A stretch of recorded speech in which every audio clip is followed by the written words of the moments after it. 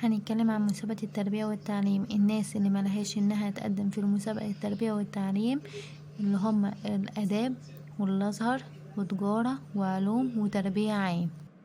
الناس اللي لها انها تقدم في التربية والتعليم المرحلة التانية اللي هي تربية تعليم أساسي وتعليم ابتدائي وتربية معلم فصل، تربية نوعية معلم فصل، وتربية نوعية تعليم أساسي وتعليم ابتدائي.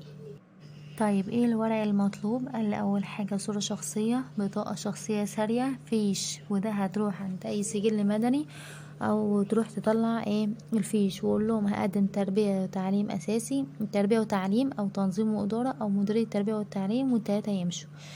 بعد من كده هيبقى معاك شهادة التخرج، ولو معاك اي شهادة تانية خاصة بالدبلومة او ماجستير او دكتوراه ينفع تقدمها عادي. بعد من كده هتعمل حاجة اسمها هتجيب شهادة للجيش لو كان الشباب، او خدمة عامة لو كان للبنات، وممكن ايه افادة. بعد من كده هتروح البنك عشان تدفع ايه الفلوس. تروح بنك مصر او بنك الاهلي او بنك القاهرة، هتدفع 24 جنيه.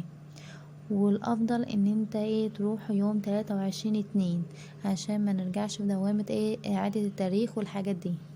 وياريت تعملوا اشتراك في القناة، وهنزل كل حاجة خاصة بمسابقة التربية والتعليم.